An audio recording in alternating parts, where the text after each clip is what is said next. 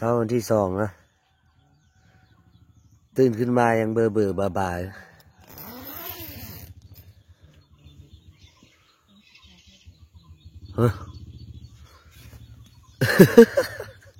บรรยากาศยามเช้า โอ้เสียงแหบบรรยากาศยามเช้าตอนนี้นะไฟก็หากระดับ บ้านริมผาตะเวนขึ้นละสภาพตอนตะเวนขึ้นเป็นยังไงเด้อ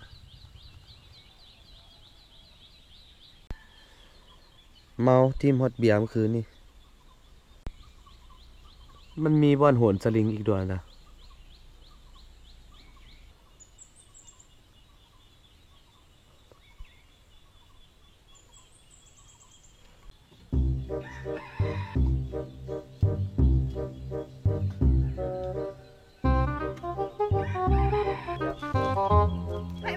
จุดขี้เนี่ยนะบางอันเพื่อนต้องได้จุดขี้เนี่ยโอ้ย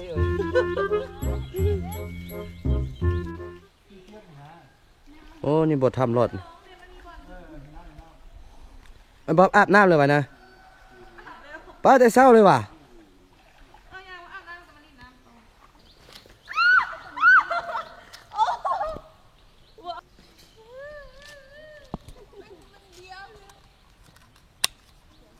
แต่เสียวน้องงามไม่ใช่ไหมเด็กมากตัวก็ใช่แต่ซ้อนมีตัวเดียวใช่ไหม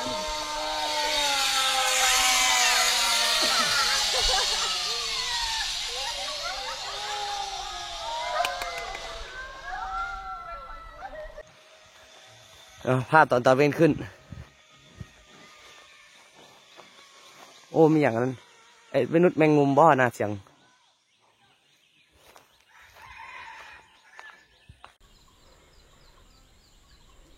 เขียมลงจับปลาซะแล้วบ่เฮา เอามองมานำมือนี่มาก็ได้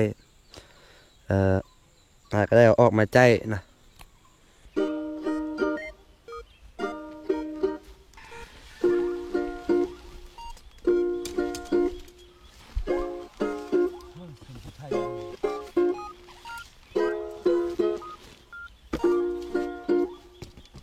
อาหารเช้ามื้อนี้นี่ออเดิร์ฟอาหารเช้ามื้อนี้มีอย่างเนี้ยในจานนี้มีทั้ง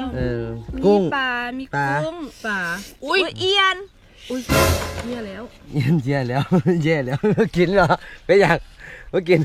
รสตะบะท่วงแล้วก็แล้วกลัวไก่แล้วก็ส้มผักมีอีกหน่อยหนึ่งก็บ่ได้มีอย่างนี้แต่อยากขอเอิญป่นมะเขือ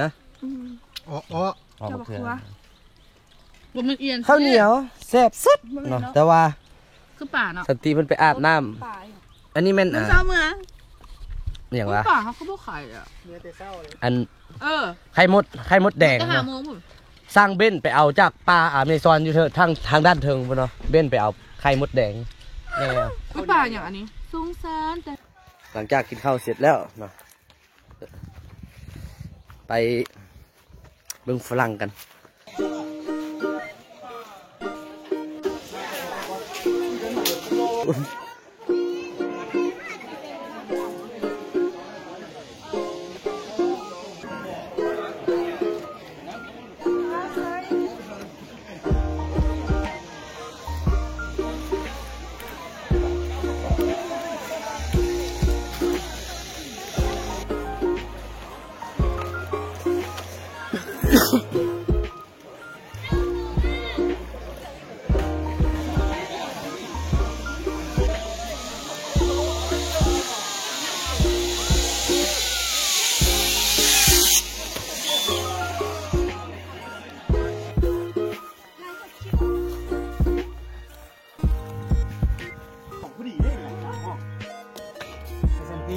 จะบอกทำไมโซขาวเนอะโอ้คุณพ่อทอนอนใส่ไม่หน้ากากกันชัวร์พี่พ่อคนนี้จะใส่หน้ากากนี่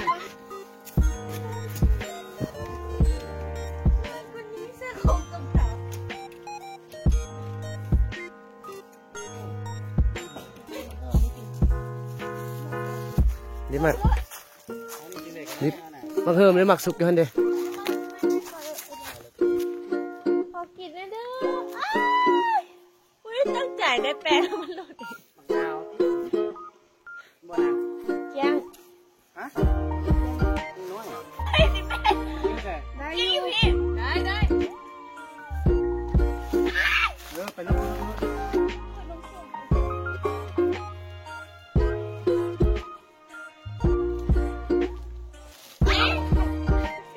โอ้เหลืองสำหรับไอ้บอสฝนมันเนี่ยบอสจนมันได้บอสสั้นนะสั้น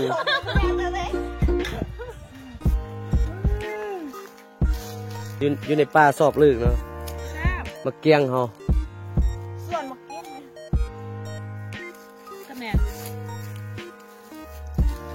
กินคาต้นเลยเกี้ยงวังเวียงกินกาแฟไม่ยุ่งอย่างกาแฟเบียร์ให้กินฟรีขอบใจเจ๊คำเด้อ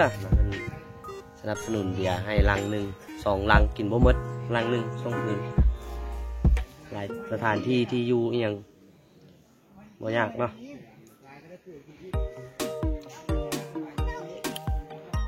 ทริปประมาณนี่อยากฟรีเนาะบ่ได้อันเสียเงินบ่ได้อย่าง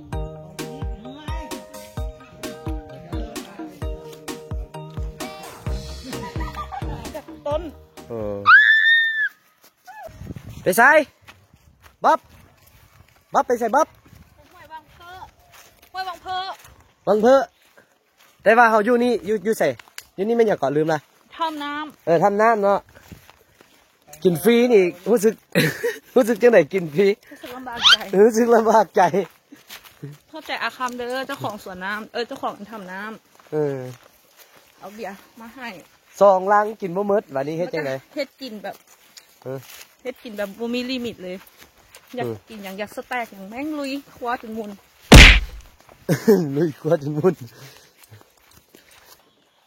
เอาเลยมันไปยังไงล่ะบาดนี้มันจะไปหนาวคนตัวเฮ้ยมือซ้ายเอามือขวาเฮียสิจับเบียร์ไปส่งอย่างยากตอนนี้กำลังเอาเบียร์ไปส่งอ่างคำไปใส่ต่อ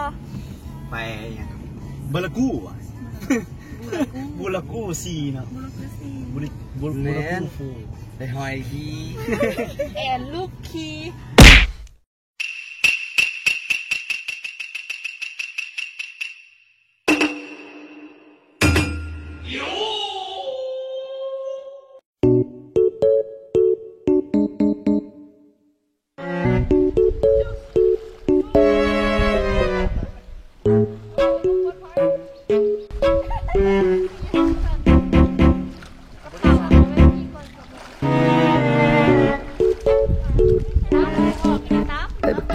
เบิ่งตีลังก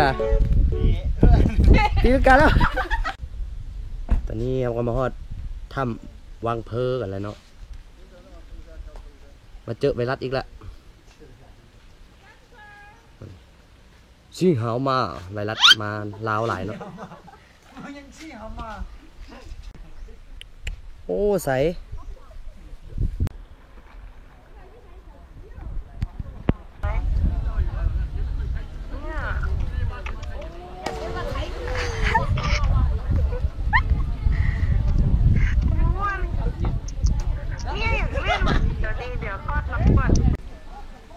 หลังจากข้าพเจ้าลงอาบน้ำแล้วก็มีคนตามมาเต็มเปียบเลยเนาะ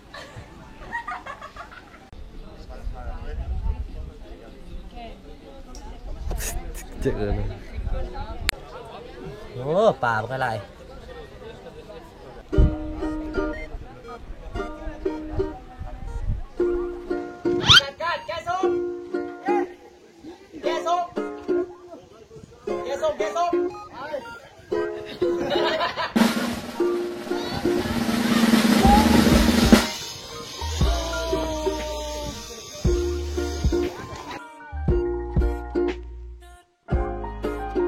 ตอนนี้ก็ออกมาจากถ้ำปูคำทำน้ำมาละบายบายทำน้ำบายบายเมื่อละช่วงนี้บ่ได้เมื่อไปในเมืองต่อนี่มีหาปลาโมดอีกลิ้นน้ำเล้า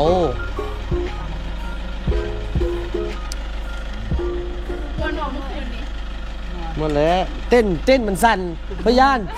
ผีเข้า ขี่เข่าเต้นสัน เต้นมือกันสั้นนะ ลมบ่มีแต่ว่าเต้นสั่น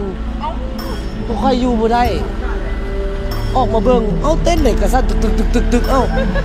ผีเข้า เสื้อหน้าตาเป็นแต่เสื้อถือแล้วพี่บาทมาแล้วกันดิมันกับ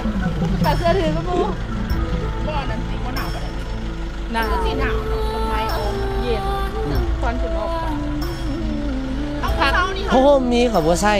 พักเลย มันหนาวอยู่แต่เพราะว่ามีเขาบ่ใส่เขาบ่ออกมา เราลงไปยาง14 องศาว้าวว่าพี่อยู่เลยเหรอมัน10 องศามาบนเองน่าจะแน่นะยังเดี๋ยวนี้นะป้า14 องศาป้าพี่เขาห่ม2 พื้นพื้นเดียวแล้วเอาอันผ้าห่มผืนใหญ่ๆนะอันไอ้ลีเรามาให้นะปุ๊บไปทำผูกคำเนี่ยอีบุงงานอุ่นเลยมันเปื้อนไปทำในห้อยค่ะ มันเป็นจังได๋ค่ํผูกคำ ไปเบื่อแล้ว บอบ้านอันพี่น้องเราฝากนั้นเขายังเก็บข้าวดีว่ะจะไปเบิ้ง ไก่ขวาไปน้อยนึงว่าซั่น ขวาข้ามขวา2ขวา แล้วกลับไปเบิ้งอันขวา ฮัลโหลป้ายุคขวาที่1หรือขวาที่2 ขวดที่สองครับมารถขวดที่สองนะ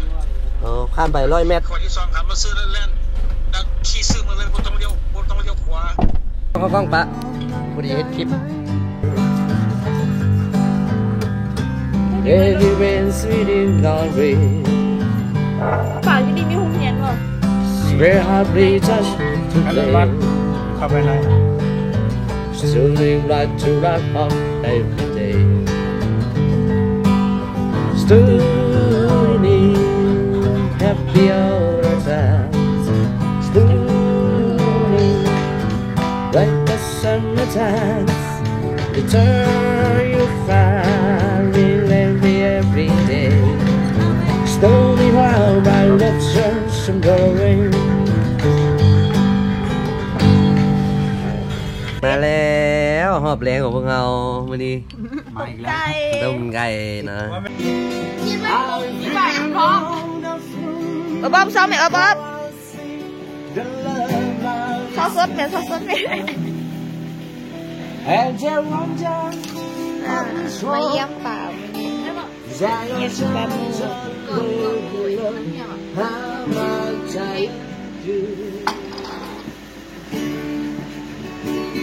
ต้มไก่หมดแล้ว